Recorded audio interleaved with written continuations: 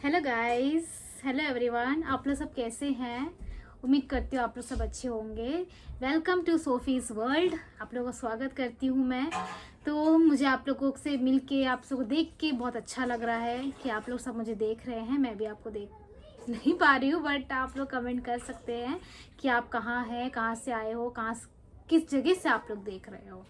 ठीक है, तो चलिए आज एक मोटिवेशनल वीडियो के साथ में हम स्टार्ट करते हैं। खासकर मेरे जैसे लड़कियों के लिए, जैसे कि जो एज में चल रही हैं लड़कियां, वो एज की लड़कियों के लिए मैं वीडियो बना रही हूँ। लेकिन सब लोग देख सकते हैं, ऐसा तो नहीं है कि कोई, सब पूरे वर्ल्ड देख रही है मुझे। तो चलिए, अब लड़कियों का ज़्यादातर ये होता है कि इस उम्र में आके आप लोगों को अरेंज मैरिज करनी चाहिए या फिर love marriage. Correct. So age से याद आया, तो आप लोग सोच रहे होंगे कि मैम आपका एज क्या है करके सोच रहे होंगे शायद बहुत लोग।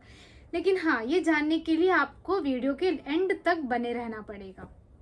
ओके, तो मेरा एज मैं अभी आपको नहीं बताऊंगी, मेरा एज आपको लास्ट में ज़रूर बता दूंगी मैं।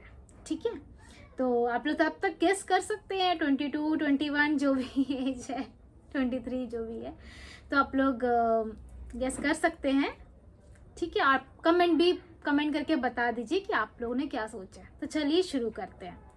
तो जैसे कि मेरे हिसाब से तो लोगों को अरेंज या लव मैरिज दोनों में से सही है, जो सूटेबल होता है उनको अपने हिसाब से सोचना चाहिए। ठीक है, तो ये बात है कि खासकर लव मैरिज में ये होता है कि आप अपने पार्टनर के साथ में, कोई पार्टनर गिव अप कर लेता है, कोई पार्टनर चलता है। खासकर लड़कियां होती हैं कि इस शादी के लायक हो जाते हैं, अपने पार्टनर से एक्सपेक्टेशन करती हैं कि वो उनसे शादी करे। ठीक है, तो मेरा ये मानना है कि हाँ, करेक्ट है कि आप अपने पार्टनर से एक्सपेक्टेशन करते हैं। कहीं आपका 10 साल का रिलेशन हो गया, 12 साल का, 5 साल का, 10 साल का, जो भी है, जितना भी है रिलेशनशिप, आपका टाइम के ऊपर डिपेंड है कि आप कितना साल आप अपने पार्टनर को दे चुके हैं। ठीक है, तो आपने अपने पार्टनर को टाइम दिया तो आपका पार्टनर को आप बोलोगे कि अभी वक्त हो गया है, अब मैं इतने एज की हो चुकी हूँ, मुझे शादी करना है, मैं सेटल होना चाहती हूँ अपने लाइफ में। तब आपके पार्टनर आपको बोलता है कि क्या बोलेगा। हाँ, अगर आपका फेक पार्टनर होगा तो आपको ये बोलेगा कि नहीं अभी नहीं, तो बाद में करते हैं, आई नीड ए टाइम। वो आपको टाइम पूछेगा, आपको टाइम को बताएगा कि ठीक है मैं अभी ये साल में करूँगा, वो साल में करूँगा, ऐसे करके आपको टालेगा। ठीक है, और या तो वो बोलेगा कि ठीक है, अगर वो वेल सेटल्ड है, हो कि भी आपको वक्त दे रहा है, टाल रहा है, तो वो आपका ऊपर है। अगर टाइम मांग रहा है तो 2-3 साल आप दे दीजिए, लेकिन ज़्यादा से ज़्यादा वक्त आप मत दीजिए, क्योंकि वो वेल सेटल्ड है, उसको और लाइफ में क्या चाहिए वो आपके पेरेंट्स से बात करके आपको बता सकता है कि हाँ ठीक है, मैं अपने शादी के लिए एग्री हूँ, मैं शादी करूँगा। ओके, तो ये बात होती है। तो लेकिन आपका पार्टनर बोलता है कि नहीं मुझे टाइम चाहिए, मैं अपना टाइम देना चाहता हूँ खुद को, मैं कुछ करना चाहता हूँ, मैं अपना लाइफ में कुछ किया नहीं है, तो उसको बेसिकली आपको टाइम देना चाहिए। ऑब्वियसली आप उनके पर ट्रस्ट करिए, उनको विश्वास कीजिए, आप उनको टाइम दीजिए। लेकिन इसमें भी एक है कि आप ज़्यादा से ज़्यादा कितने टाइम दोगे।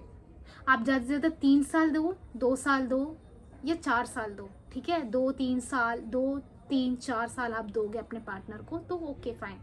उससे ज़्यादा आप दे रहे हो तो वो आपकी बेवकूफ़ी है। अगर जब बंदा, ये बातें हैं कि जब बंदा 3 साल 4 साल आपने दिया, तब भी वो कुछ नहीं कर सका अपने लाइफ में, तो आगे वो क्या ही करेगा।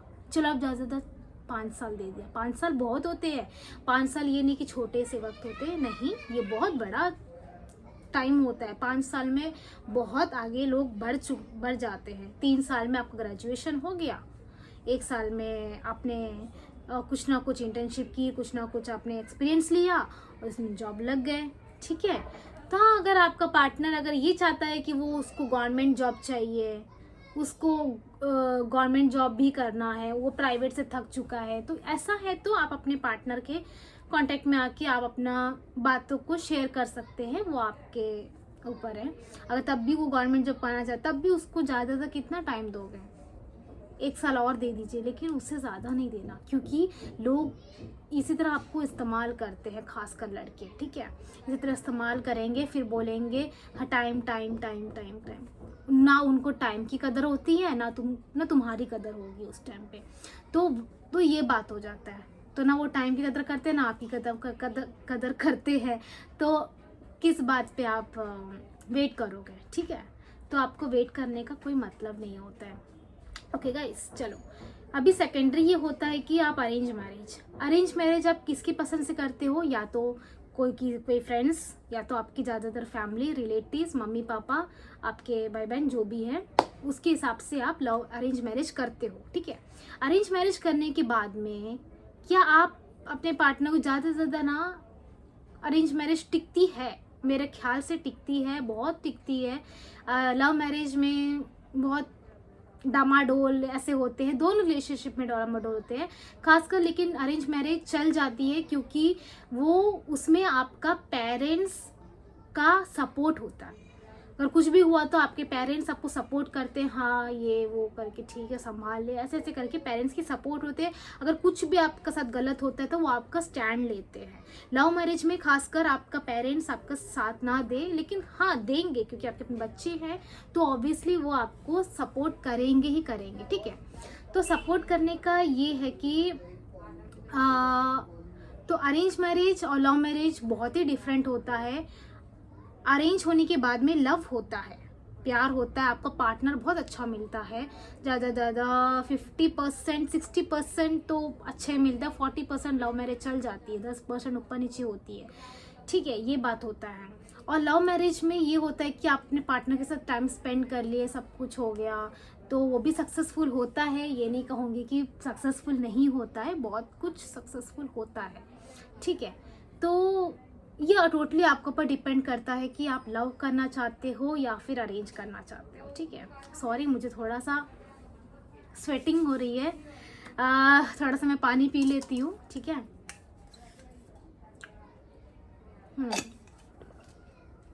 क्योंकि आपको पता है कि मार्च का वक्त चल रहा है, मार्च अप्रैल में कितनी गर्मियाँ होती है मुंबई में, बहुत ज़्यादा गर्मी होती है, मुझसे तो बर्दाश्त नहीं होती है, तो बहुत ज़्यादा गर्मियाँ होती हैं, ठीक है। चलिए, हर जगह पे होती है, चलिए शुरू करते हैं। तो बेसिकली मैं ये बोलूँगी कि आपको ऊपर फुली डिपेंड करता है कि आप अपने पार्टनर को कितना, लव मैरिज में मैंने आपको बताया कि ज़्यादा टाइम आप अपना वेस्ट मत करिए, आप मूव ऑन करिए, ठीक है। हाँ, लेकिन इस बात में होता है कि आप अपने पार्टनर को छोड़ के आप डिप्रेशन में चले जाओगे, आप फ्रेंड से मिलने का मन नहीं करता, आपको कहीं बाहर जाने का मन नहीं करता। ये मेरे साथ में बहुत कुछ हो चुका है फ्रैंकली मैं बता रही हूँ, मेरे साथ हो चुका है। मैंने अपने पार्टनर को बहुत ज़्यादा टाइम दिया और फ्रैंकली नहीं, हाँ नहीं करके चल रहा है, बट वो होता है ना, एक एकदम फ्रस्ट्रेशन माइंड हो जाता है कि क्या करे क्या नहीं करे, मैं किससे बात करूँ, मैं क्या करूँ। अब छोड़ दिया, अब मैं दोबारा से दूसरे लड़के के पास मैं कैसे ट्रस्ट कर सकती हूँ, मैं कैसे चाहूँ। ये सब चीज़ें होती है, ऑब्वियसली होती है, ये नेचुरल है, ठीक है। तो इस वक्त आपको क्या करना चाहिए, सोचो क्या करना चाहिए। कुछ मत करो, एक जगह पे एक शांति से बैठ जाओ, मोबाइल फ़ोन स्विच ऑफ करके रख दो, या तो साइलेंट मोड में कर दो, कुछ भी, ठीक है, करके रख दो, कुछ मत सोचो। थोड़ा दिन, 1 महीना, 10 दिन या कुछ महीना आप अपने यहाँ शांत दिमाग से बैठ के आप सोचो कि आपको क्या करना है। इस एज में आ गए हो, कुछ हो नहीं रहा, ना पेरेंट, ना पैसे हैं, ना कुछ है, ना लव हो रहा है, ना शादी हो रही है। अब पेरेंट्स भी गिव अप कर रहे हैं, पेरेंट्स भी बोल रहे हैं कि देखो तुम्हारा मर्जी है, क्या करें। बहुत कुछ आपके दिमाग में चल रहा है, तो इस वक्त आपको आराम से सोचना चाहिए कि आपको क्या करना चाहिए, ठीक है। और इतना अर्जेंट भी नहीं है कि हाँ मेरे साथ लव नहीं हो रहा है, मेरे पेरेंट्स बोल रहे हैं अरेंज कर लो बेटा, एक लड़का है, शादी करके सेटल हो जाओ। ये बिल्कुल मत करना, ठीक है। क्योंकि मैं इसलिए बता रही हूँ क्यों नहीं करना, क्योंकि जब आप एक रिलेशनशिप से हट जाते हो ना, एक तो आपका विश्वास ऑलरेडी टूटा रहता है, आप दूसरे रिलेशनशिप के लिए रेडी नहीं होते हो, ये फैक्ट है। अगर आपने कर लिया तो आपको वो बंदे के साथ में जो पहला रिलेशनशिप था उससे उभरने के लिए आपको वक्त चाहिए, आपको थोड़ा और वक्त देना पड़ेगा अपने आप को, आपको अपने आप को संभालना पड़ेगा। उसके लिए आपको बनना पड़ेगा एक self independent girl, self independent women, lady बनना पड़ेगा, हर हाल में बनना पड़ेगा। आप क्या कर सकते हो, आप खुद से आप पढ़ाई कर तो पढ़ाई कंटिन्यू करो, आप अगर जॉब कर रहे थे छोड़ दिए हो तो जॉब कंटिन्यू करो, उस चीज़ को आप कंटिन्यू करते रहो, ठीक है।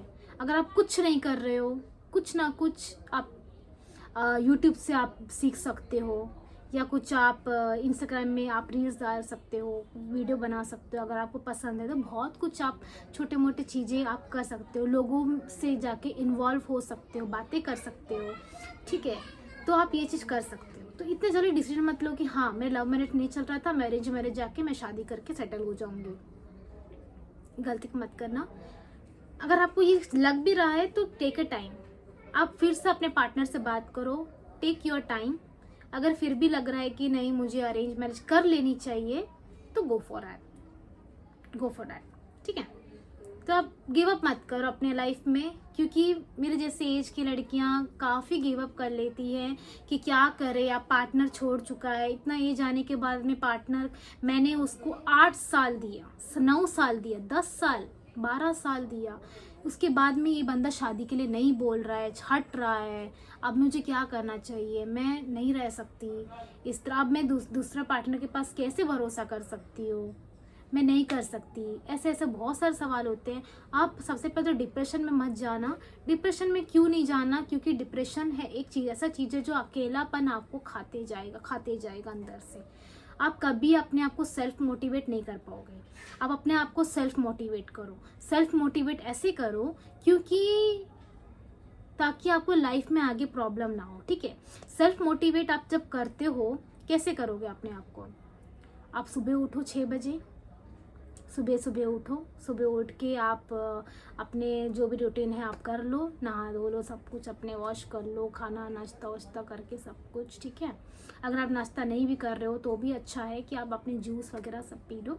उसके बाद में पी के आराम से एक जगह बैठ के ना आप मेडिटेशन करो, क्योंकि मेडिटेशन ऐसा एक चीज़ है जो मेडिटेशन आपका दिमाग, आपका बॉडी आपका कंट्रोल करता है, आपको सोचने का समय देता है, आपको सोचने का क्षमता प्रदान करता है, ठीक है। तो आप ये चीज़ कर सकते हो। तो उसके बाद में आप ये करने के बाद में तो आपको खुद ही आपका दिमाग, आपका दिल आपको बोलेगा कि हाँ आपको अब ये करना चाहिए, ठीक है। मैं क्या बता रही हूँ, मैं क्या समझा रही हूँ, आप अच्छे से समझिए। तो ये खुद ही जो चीज़ आप करोगे ना, तो आपको खुद ही आपका एक माइंड सेट हो जाएगा कि मुझे अब ये करना चाहिए, मैं किस चीज़ के लिए रेडी हूँ। तो अगर आप एकदम हट के आप करना चाहते हो तो आप चले जाओ, या तो आप न्यू से बिगनिंग करो, सेल्फ मोटिवेट करो, सेल्फ इंडिपेंडेंट बनो, जो भी है अपने आप को खुश रखने की कोशिश करो बहनों, क्योंकि ये लाइफ दोबारा नहीं मिलेगी, ठीक है। मैं ये नहीं बोलती कि लव मैरिज मत करो, अरेंज मत करो, ये आपके ऊपर फुली डिपेंड करते हैं कि आप किस चीज़ पे जाते हो। लेकिन अपने जो लव का जो पार्टनर है वो आपको इतना टाइम नहीं देना चाहिए कि आप अपने ज़िंदगी में आप आगे कुछ कर ना सको, दूसरे बंदे को आप टाइम ना दे पाओ, ठीक है। ऐसा कभी मत करना, ठीक है। तो यही मैं बोलूँगी। तो लास्ट में बस इतना ही है। तो लास्ट में मैंने आपको बताया था कि मैं आपको एज बताऊंगी, तो मेरा पूरा एज है, पूरा एज मतलब 2 डिजिट का होता है, और मेरा एज है 28।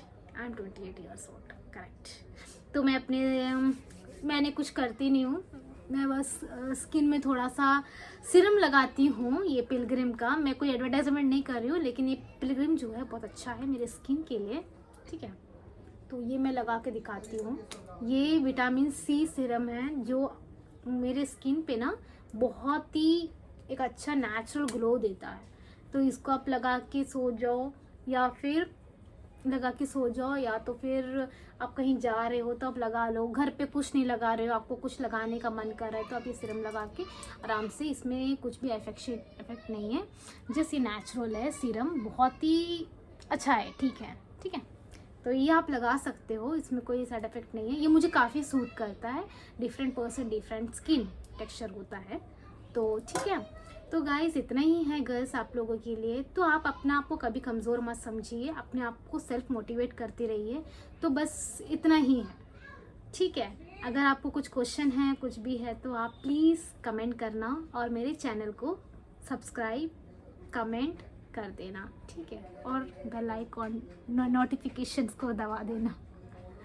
तो ये तो ओके देन बाय। कल ज़रूर मिलेंगे एक न्यू वीडियो के साथ, न्यू कंटेंट के साथ। चलो बाय बाय।